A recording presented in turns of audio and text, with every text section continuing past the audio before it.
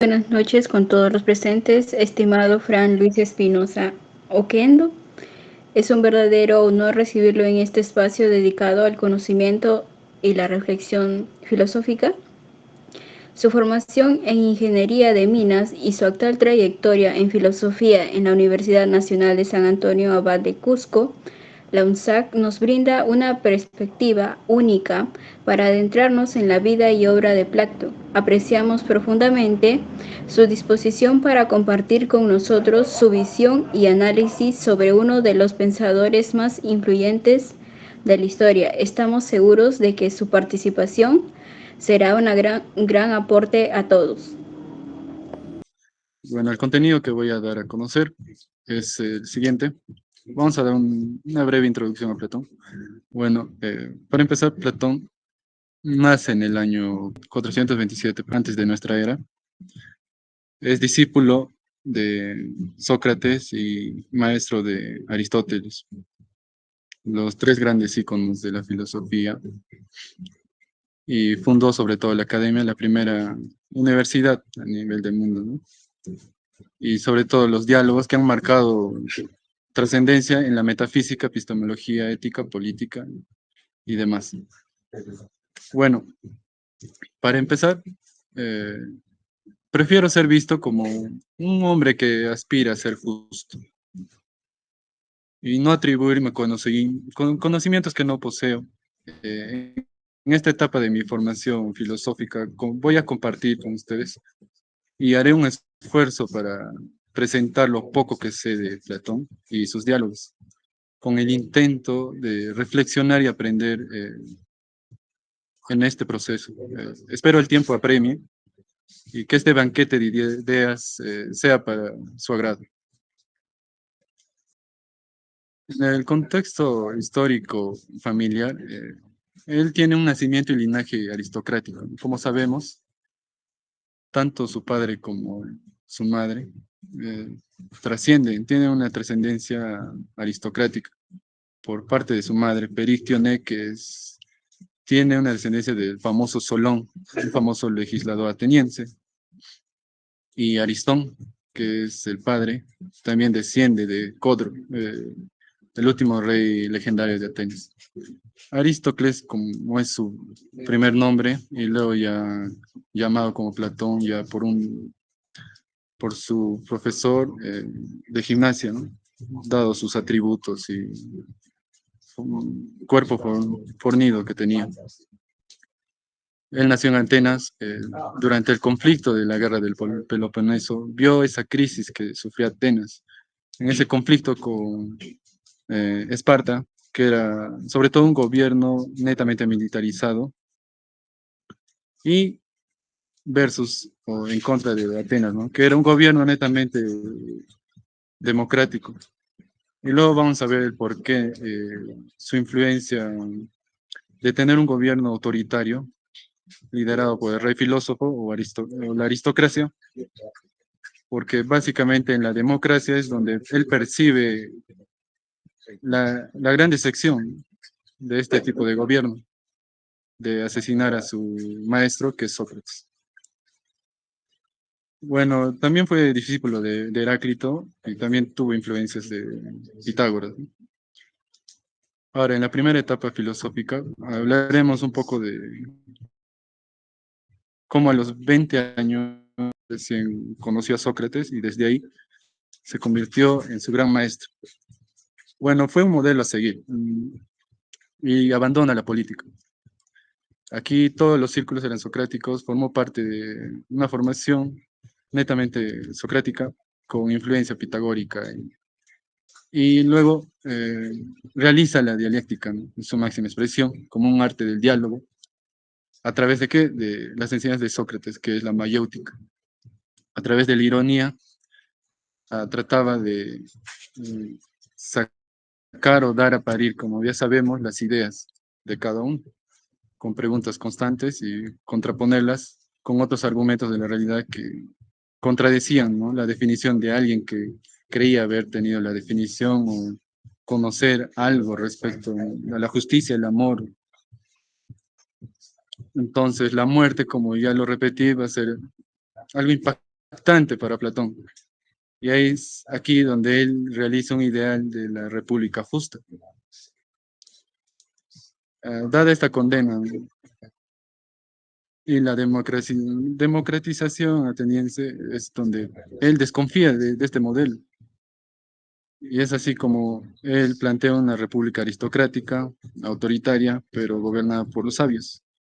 Y según Aristóteles, también posteriormente va a calificarlo como oligárquico, autoritario, democrático. Porque eso mismo conlleva, ¿no? Luego lo vamos a analizar, porque este tipo de autoritarismo aristocrático va a conllevar a un degrado, ¿no? Degrado de este tipo de gobierno. ¿Por qué? Porque no todos van a ser libres. Y quienes deciden nada más, quienes pueden realizar una función es la aristocracia. Y ahí va a haber un degrado, que luego lo voy a explicar. Ah, y ahí yo me pregunto, ¿no? ¿Cómo es nuestro gobierno actual? No sé qué piensan ustedes, pero yo considero que eh, es la realidad, claro, la realidad concreta que tenemos, yo lo veo así, es oligárquica, de, con indicios de demagogia. Entonces, ahí va nuestra duda y nuestra interrogante. ¿Qué hacemos con esto? ¿Por qué es así? ¿Por qué el gobierno es así y sigue manteniéndose, ¿no? ¿Es por poder? No lo sabemos, tal vez sí. Y bueno, los viajes hasta el primer viaje de formación filosófica fue el viaje a Megara. Se refugió en la ciudad de Megara, estudió con Euclides de Megara, ahí con otro discípulo más de Sócrates, y es donde mezcla estos pensamientos socráticos. Y sobre todo con lo que es la influencia de Parménides, del ser y el no ser, donde plantea también, nace esta idea de la teoría, ¿no? De las ideas, valga la redundancia, o teoría de las formas, ¿no?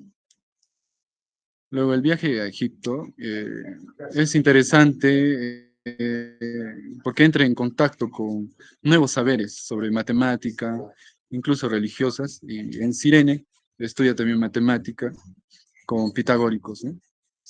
Pitagóricos como Teodoro, y también en esta etapa de los primeros viajes y formación filosófica sería en Italia, que también tiene influencia pitagórica, influenciada por varios personajes interesantes. Ya a partir del año 387, antes de nuestra era, es donde funda la academia. Es interesante porque es considerada, ¿no? La academia la primera universidad en el mundo. Ahora, también hay algunos escritos sobre los diálogos primeros que son de la Apología de Sócrates, ¿no? Empieza con cómo Sócrates argumenta y da credibilidad, e incluso argumenta su razón por no ser juzgado y da a conocer incluso a sus retractantes o a los que lo acusan de que son ignorantes de su propia acusación y cómo a pesar de ello él es injustamente condenado, ¿no? Muerto. Bueno, en la escritura del diálogo de madurez tenemos como Menón, Fedón, el banquete, que es interesante, la República, que es considerada una de sus obras más extensas, ¿no? Y pesaditas. No sé si lo han leído, lo están leyendo varias veces, pero a mí me interesa esto porque hay puntos bien resaltantes como los mitos, las alegorías, y sobre todo su concepción de cómo ve o quiere implantar ese ideal en su sociedad de ese entonces, ¿no? Atenas, que estaba en crisis, después de una guerra en que la población no, la población sobre todo agraria no poseía dinero y los que regresaban de la guerra terminaban heridos y no tenían un uso de sus facultades completas, entonces lo único que les quedaba era vender sus propiedades. Había una crisis total y no había trabajo. Entonces eso le hizo dudar, vuelvo a repetir, de la democracia que tenía Atenas. La República. Mm, Voy a hablar un poco de la República, es la que más me interesa. Y cómo no, por último, en los viajes de Siracusa, el primero, ¿no? Que viaja en Sicilia, fue invitado por Dionisio I, la corte de Dionisio I. Este tirano de Siracusa, como lo tildan, eh, quiere, ¿no? La asesoría de Platón, pero sin embargo el rey no acepta algunas sugerencias y el filósofo Platón fracasa. Incluso, como dicen las crónicas, que, o sea, es vendido, ¿no? Como esclavo.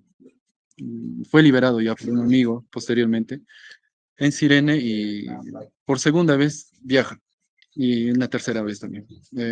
Viaja como ya desilusionado de esas enseñanzas, eh, se centra a esas enseñanzas, escribirles. Pero luego el cuñado de Dionisio primero, que es Dion, eh, lo llama para educar al hijo de Dionisio primero, que es Dionisio segundo. Este hijo del tirano eh, intenta instaurar, ¿no?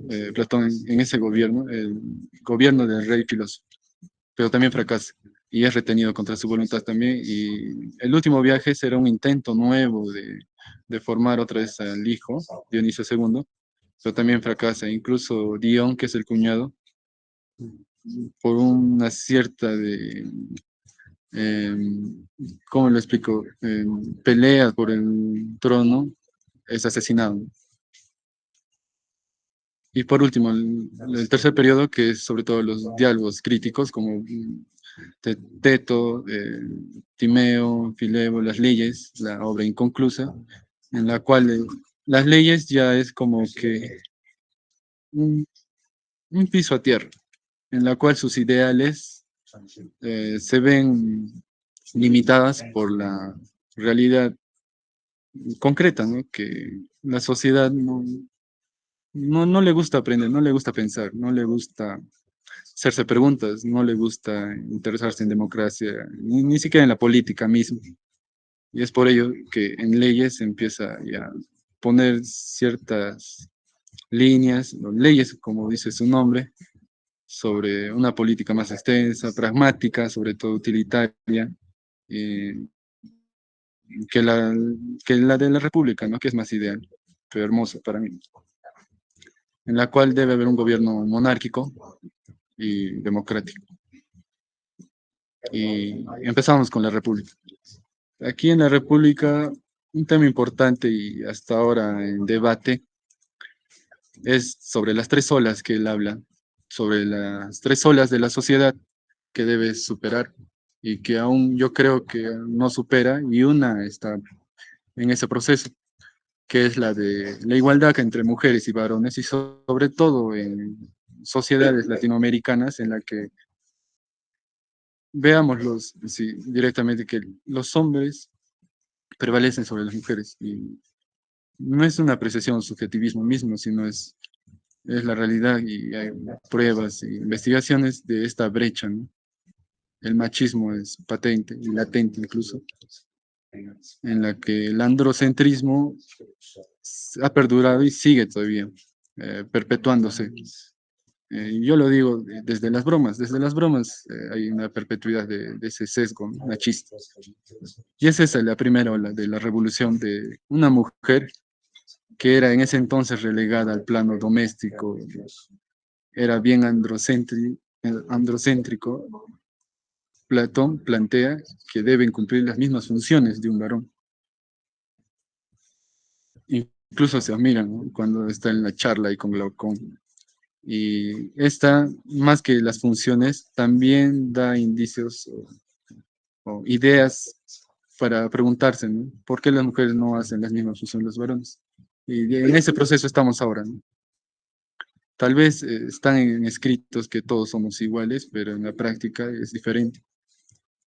Ahora, esto ya es debatible, incluso más problemático, sobre la mujer e hijos, que estos no podían conformar una familia nuclear, sino una familia más, pero solo iba a ser aplicado para la jerarquía, ¿no?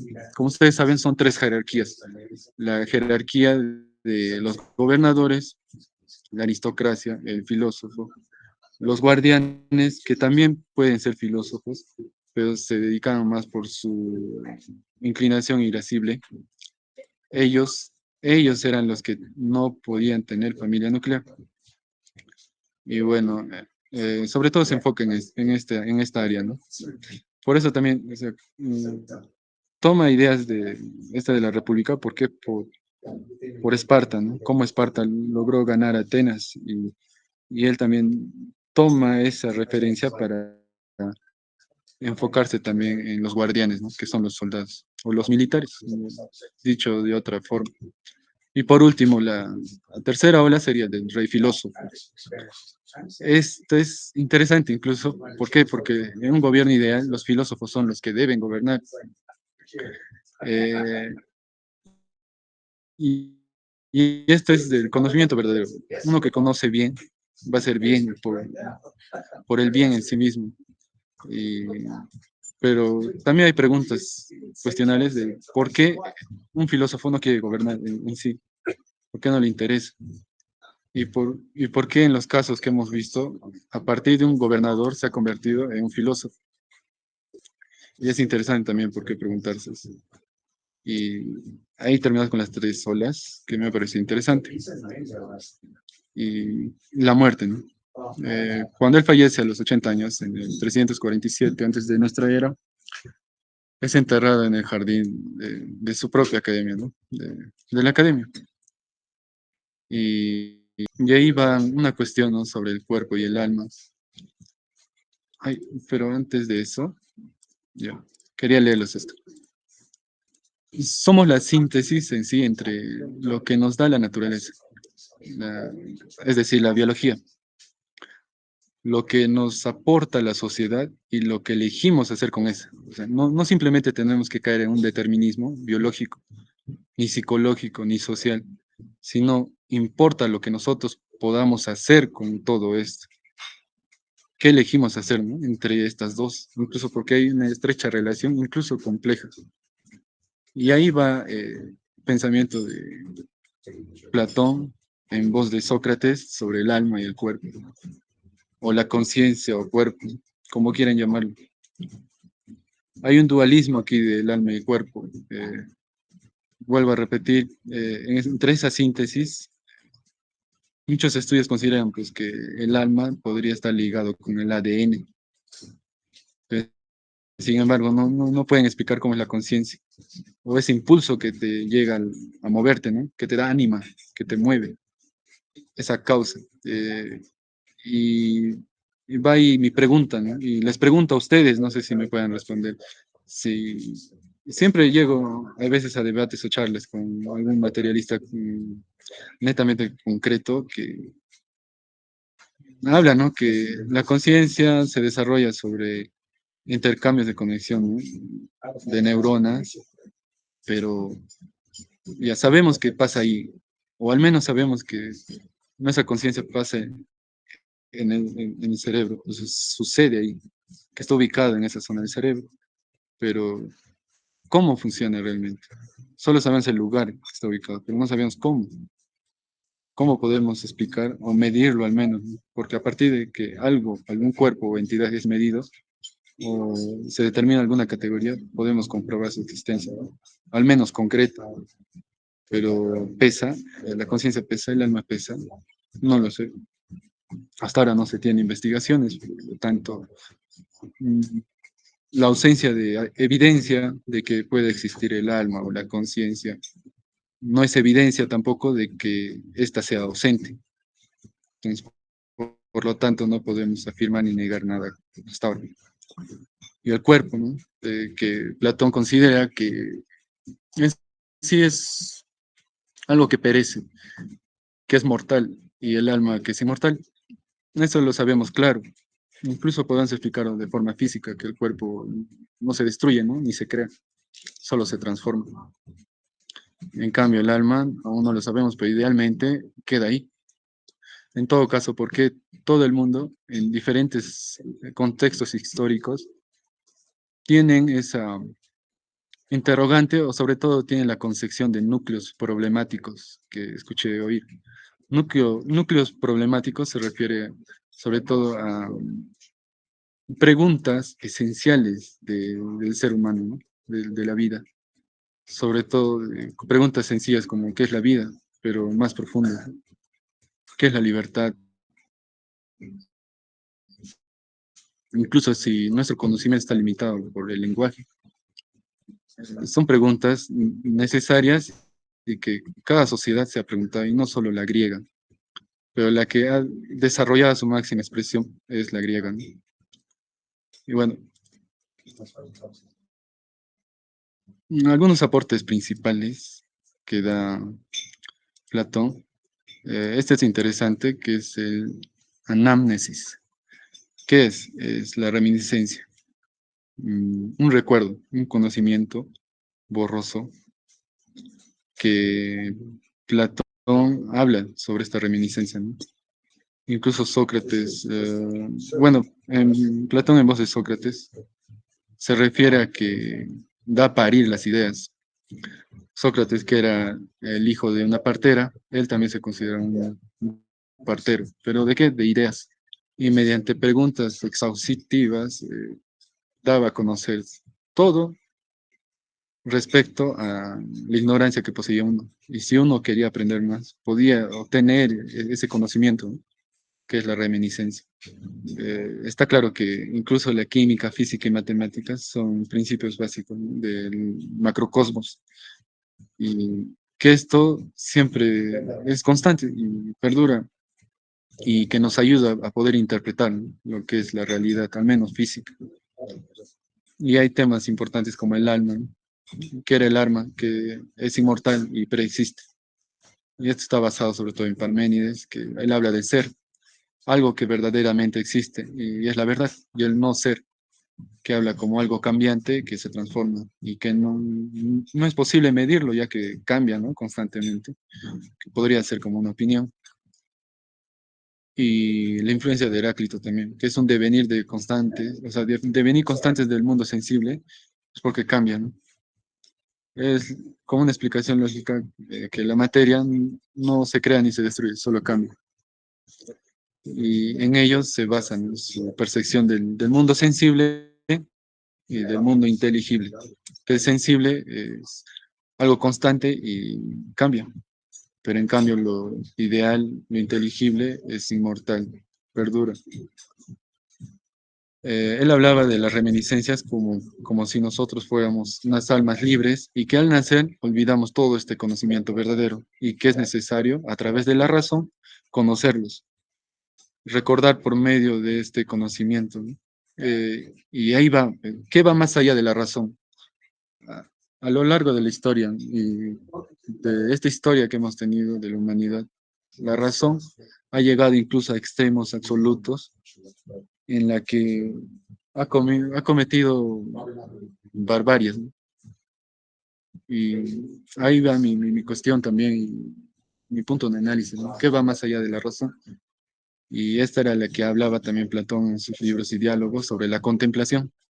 Incluso habla en la parte de Fedro de que él se convierte en un daimon, en un demonio, cuando no está entre la sociedad y se va sobre a la naturaleza, al escuchar a musas, incluso a las cigarras. Y ahí va la cuestión, ¿qué es la contemplación? Incluso ahí me vino las ideas sobre qué es Evohé, que es el círculo que me ha invitado a dar la charla.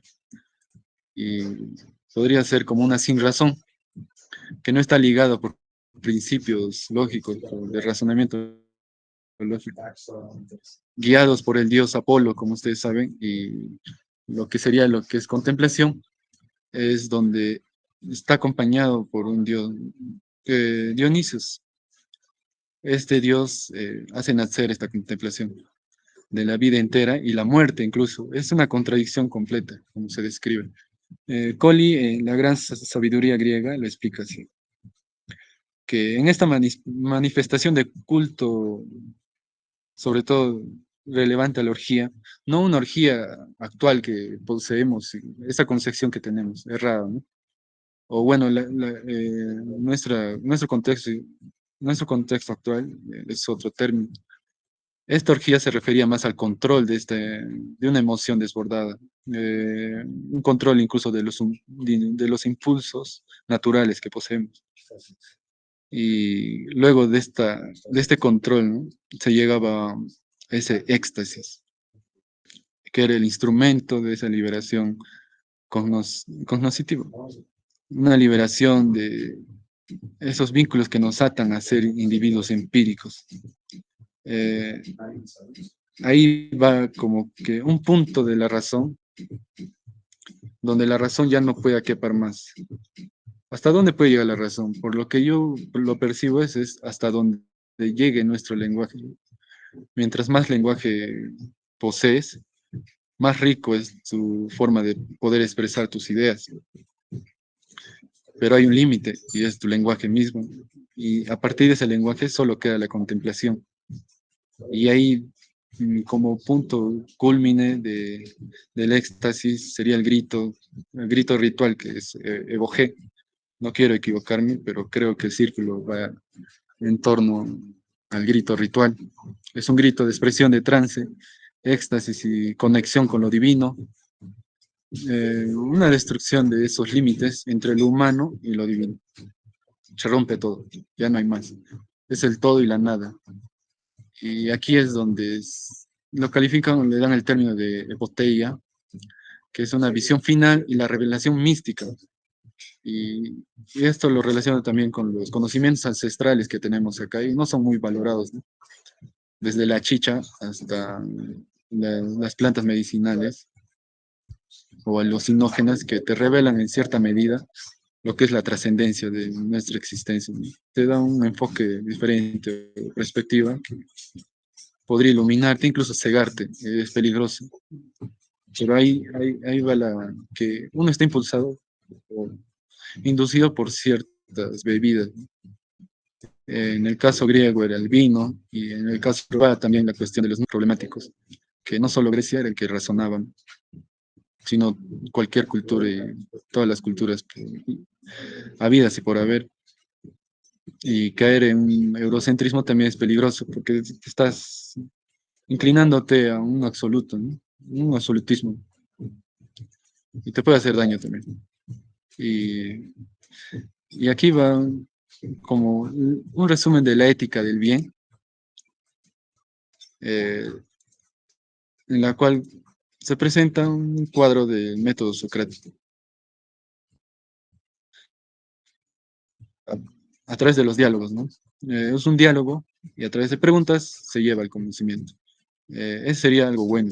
Y lo malo sería una opinión en la cual no es cuestionable, no cuestionamos nada. Y lo aceptamos sin pensar incluso.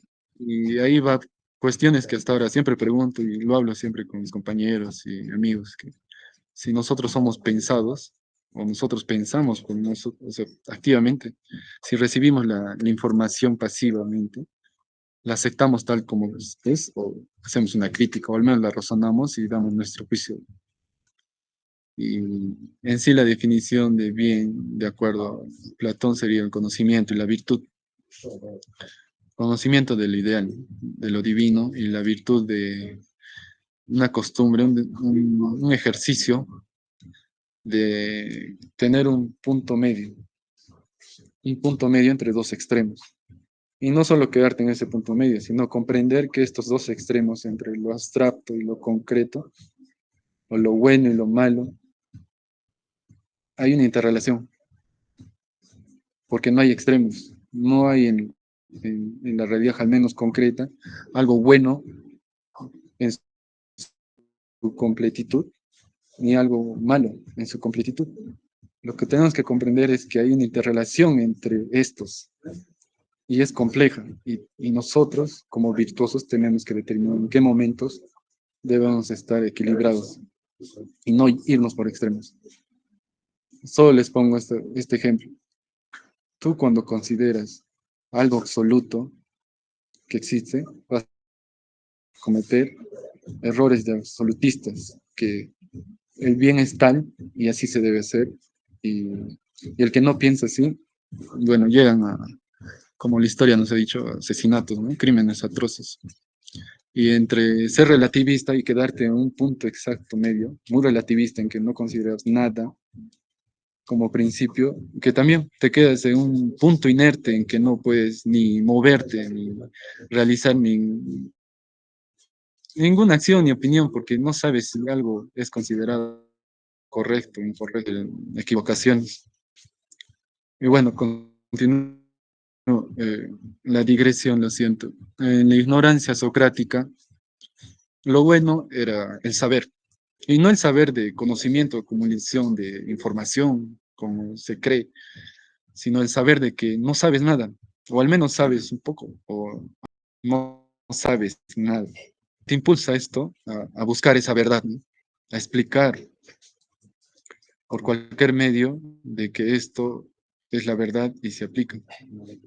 Y lo malo es creer que sabes, sin cuestionar nada incluso. Y ahí va la ironía socrática, ¿no? Que es la herramienta para evidenciar lo que es la ignorancia en sí, que no sabes. Y esta ayuda te estimula a que pienses críticamente, que lo que pensabas era erróneo y que lo que creías saber no era lo verdadero, o al menos no se acercaba a lo que era algún argumento mm, no cuestionable, ¿no? Y lo malo en este punto de la ironía socrática sería autoengañarte, aferrarte, determinarte, ¿no? En falsas creencias, sin análisis. Yo veo a diario conversaciones, amigos, familia, en la calle, ciertos determinismos que te ayudan, no te ayudan, sino que te mantienen en ese punto inactivo, en que no realizas nada, realmente te dejas llevar por ese autoengaño. Te autoengañas tanto que crees que es la verdad. ¿Cómo justificar que es bueno asesinar, matar o llegar a corrupción como ahora lo vemos? Es considerado de personas hábiles o la criollada, ¿no? Nuestra descendencia que hemos tenido que la sociedad pretende, pretende saber que es bueno solo ser malo, corrupto, engañar, mentir, robar, sobre todo en la política, ¿no? Que es el tema principal. Y la daimonía, ay, perdón, que es en sí una virtud y el conocimiento, y en lo malo sería un vicio y la ignorancia en sí. Aquí tengo un cuadro de los grados de conocimiento que Platón describe, sobre todo en la República, y compara, él mismo lo dice, ¿no? Yo lo estoy transcribiendo exactamente. Compara nuestra naturaleza respecto a su educación y su falta de educación eh, con una experiencia como esta, que es la conjetura dentro de los dos grados de conocimiento, ¿no? Que es la opinión, la conjetura y la creencia. La ciencia que tiene como está dividido en dos tipos de razonamientos o del mundo inteligible, que es el pensamiento discursivo, que hay extremos en las que la limita, tiene un límite, pero sin embargo estos límites solo son esos, límites, que no son, que ese ser o ese ideal no son esos límites, sino que está dentro de esos límites y está interrelacionado complejamente. Y en esa dialéctica o la ciencia del sentido, en sentido estricto, o la inteligencia o la filosofía en sí, que es lo más importante y él lo da a conocer con la teoría de las formas. Y sobre todo, cuál es el principio o el máximo punto donde puedes llegar es el bien, que es la verdad. Incluye toda la sensatez que habla en Cármenes, es interesante también. Y bueno, ya por finalizar, eh, la teoría de la caverna. Hasta el día de hoy, ¿se aplica? ¿No se aplica? Yo creo que sí, sobre todo es en un mundo que divide en dos, como ven aquí en el cuadro, dos mundos, ¿no? Inteligible y sensible. ¿Por qué Platón considera lo sensible un plano inferior al inteligible? Porque Veamos un razonamiento. Lo sensible es fácil de captar, y ustedes lo saben, no me van a dejar mentir. Lo sensible es bien fácil de percibir, es directo a los ojos. Incluso Platón habla de los ojos como instrumentos del alma, que es un medio directo al alma, y es por eso que también hay conversaciones que en cierta manera parecen frases irracionales, pero de una cierta forma u otra describen este fenómeno que yo veo tu alma a través de tus ojos. Lo podemos debatir y es interesante incluso. Este mundo sensible de los objetos, como ven aquí, serían los objetos, ¿no? Las imágenes, las réplicas de los verdaderos objetos que están allá afuera. Estos objetos son las copias, que van a ser modelos para poder ser las sombras. ¿De qué? Sombras que se les va a proyectar a los esclavos. No se pueden mover, están ahí amordazados por el cuello y incluso no pueden mirar de un lado a otro, porque si lo pudieran hacer, se darían cuenta que solo están viendo sombras y no copias. Incluso alguien que puede razonar podría decir que es una sombra de algo que es real, pero sin embargo no, es la copia de la copia. ¿Y qué pasa luego? Este prisionero podría ser liberado y va a salir de esta caverna, se va a dar cuenta que una luz o el poder del fuego que dice Platón es la que solo reflejaba hacia la contraposición de las sombras. Y al salir, primero no se acostumbran a la luz. Es difícil salir de esa luz. Eh, Su modo abstracto de explicarlo es como el conocimiento. Cualquier tipo de conocimiento es difícil de comprenderlo. Incluso al leer libros pesados de filosofía, yo por ejemplo al leer a Sartre, me rompí la cabeza párrafo por párrafo. Y es difícil concebir algunas comprensiones, razonamientos o ideas abstractas sobre todo, o más que abstractas, serían abstrusas, porque son difíciles incluso de traducirlas, porque incluso en nuestro léxico es limitado. Como estudiantes es bien abstruso y es difícil, es difícil. Ahí va, lo difícil eh, implica un esfuerzo, y todo esfuerzo es merecido, porque con conocimiento. Al salir el prisionero al mundo sensible, no, perdón, al mundo inteligible, le va a ser difícil ver directamente al sol. El sol es la idea del bien en sí. Entonces tú para poder contemplar y comprender realmente esa idea del bien, primero tienes que adecuarte a las sombras en ese mundo, las sombras y reflejos a través del agua. Y una vez que veas ya y te adecuas a demás eh, seres reales acá concretos, vas a poder comprender lo que es o ver directamente el sol. Y a partir de ahí, cualquiera podría quedarse, ¿no? Como dice Platón en la República. Pero ¿qué va más allá? Un momento, este prisionero libre, ya filósofo tal vez, que ya ha comprendido el mundo inteligible, que ha desechado las creencias, va a querer volver. ¿Por qué? Añoranza, quizás melancolía de querer ver a sus semejantes, o el simple hecho altruista de volver y salvarlos. Y yo lo relaciono como cuando uno comprende alguna idea que trasciende, al menos trasciende el ser de uno mismo y lo toma como, por ejemplo, el punto medio. Lo mucho de algo te hace daño y lo poco o casi nada, o el déficit de algo también te hace daño, como el agua. Mucho de agua te mata, poco de agua te va a matar. Ahí va la cuestión. Es un aprendizaje que no solo se aprende con solo leerlo, sino también algo empírico y pragmático que lo relacionas. Y ahí va también mi modo de pensar que todo está interrelacionado, al menos en estos dos tipos de realidades, y las realidades que aún ni siquiera concebimos podrían estar interrelacionadas. Y así hay una armonía, incluso mayor armonía entre estos dos tipos de divisiones que trató Platón. Y, y este tipo de liberación es solo cuando nos enfrentamos a nuestros propios demonios.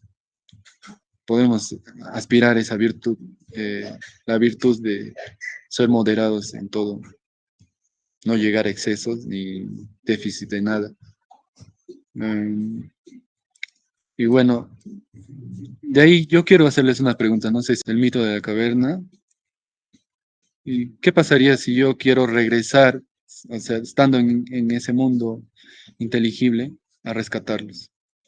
Si sé que, para empezar, mis ideas y pensamientos, lo que yo he concebido, ni siquiera ellos lo pueden concebir porque no saben ni de lo que yo estoy hablando. Y en este punto, uno cuando quiere regresar, eh, no va a ser fácil porque tú cuando regresas a la sombra, tus ojos que estaban acostumbrados a la luz no van a poder percibir lo que es las sombras en sí. Entonces vas a estar cegado. O dicho de otro modo, vas a estar nublado cuando sales y cuando entras de la caverna. Y ahí va la cuestión, cómo poder hablar con ellos y poder liberarlos también. Y yo creo que, y como dice Platón, ¿no? En sus ideas, de que tienes que adecuarte, acostumbrarte y contemplarlo. Primero contemplar lo que es el cosmos, que es el bien, la idea del bien, y luego ya cuando comprendes lo que es el bien, regresas y aprendes también lo que son las sombras nuevamente, porque te has olvidado, no estás adecuado. Y al acostumbrarte a esta oscuridad, a estas sombras, recién puedes entablar una conversación y no hacer el ridículo, mm, porque no vas a poder diferenciarlas. Incluso podrían llegar a matarte, como lo dicen los demás esclavos que te van a escuchar y se van a burlar de ti. Mm, ¿Cómo podrías dialogar, no, con ellos? Y ya lo dije.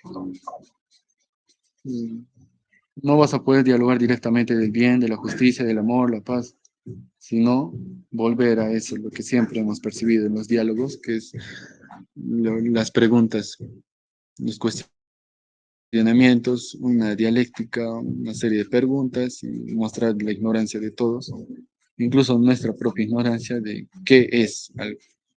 Mm, En sí el hábito y el ejercicio nos va a permitir comprender estos dos mundos, ¿no? El que te ciega y el que te nubla. Y así llegamos a un punto de la educación. La educación no te debe nublar, la educación te debe mostrar aspectos como lo que ya dije más, los hábitos y el ejercicio. ¿De qué? De cómo comprender estos dos mundos, cómo entablar una conversación con alguien que al menos sabe un poquito más o al menos tiene una idea de algo y alguien que no la tiene. No es igual la conversación.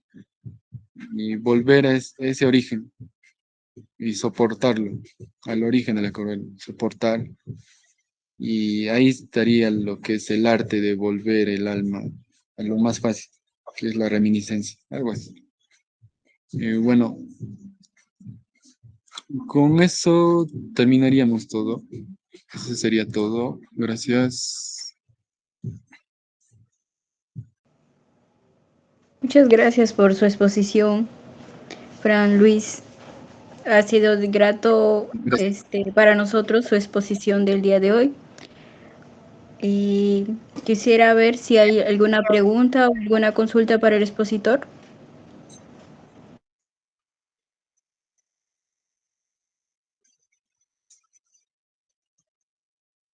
Si hay alguna pregunta o consulta, levanten su mano para que el expositor les escuche.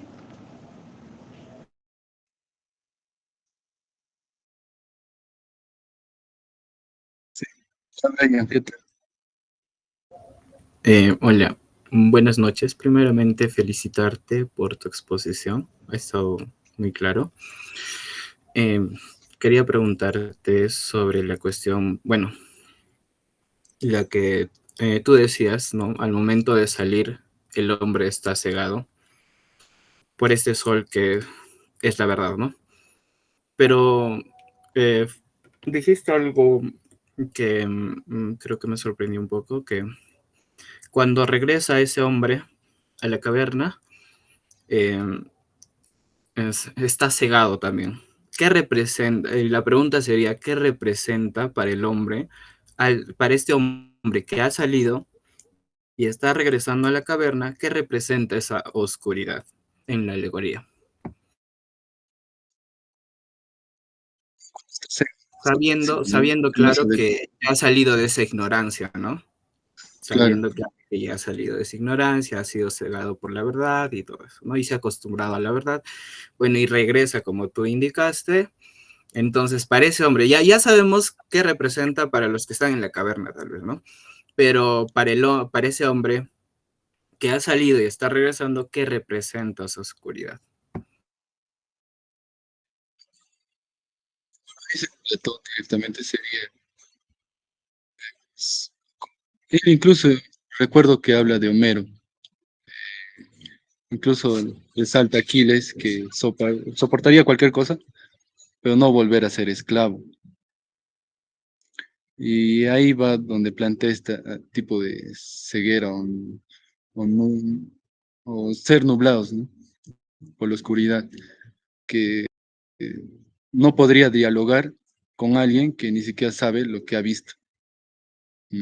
No se va a adecuar, incluso, como dice Platón, a estas sombras nuevamente, porque le va a ser imposible ver las sombras, porque su vista aún no se adecua. Y ahí va lo que planteaba la educación, el poder aprender a que a ejercitarse, ¿no? A habituarse a estas sombras nuevamente y no solo eso, de solo adaptarse, sino de poder volver a dialogar con alguien que no sabe lo que ha visto y él sí.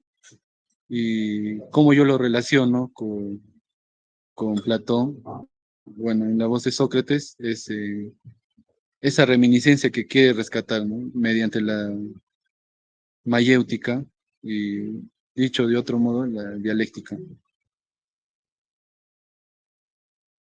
No sé si está claro y me hace saber, Brian.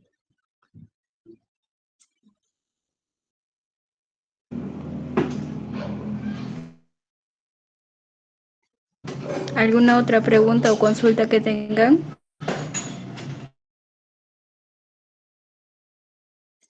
Una cuestión, incluso aquí estaba viendo una parte para adecuar a la realidad, es de que al, al nosotros como filósofos, yo supongo, incluso estoy seguro, quiero creer que sí, vamos a lograr a comprender ciertas ideas, al querer difundir, lograr explicar palabras abstractas y abstrusas. Así dices, arte, y ahí va la educación. ¿Cómo debemos influir esto en nuestra sociedad? Es difundir, charlar desde nuestra familia, nuestros amigos, nuestra universidad.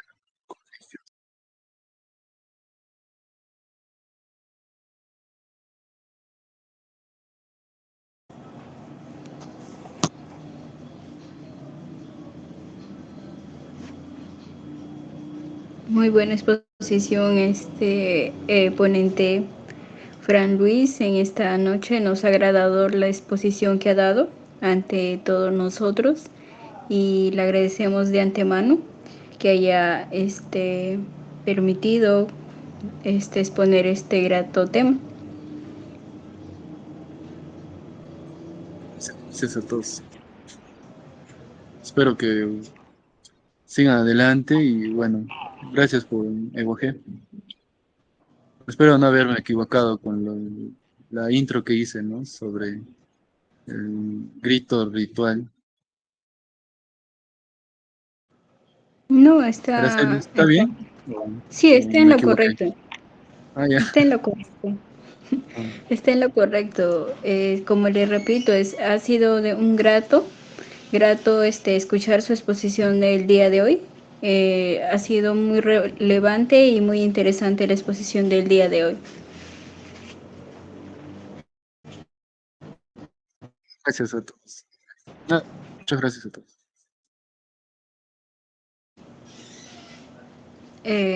Ha finalizado su exposición del día de hoy, Fran Luis.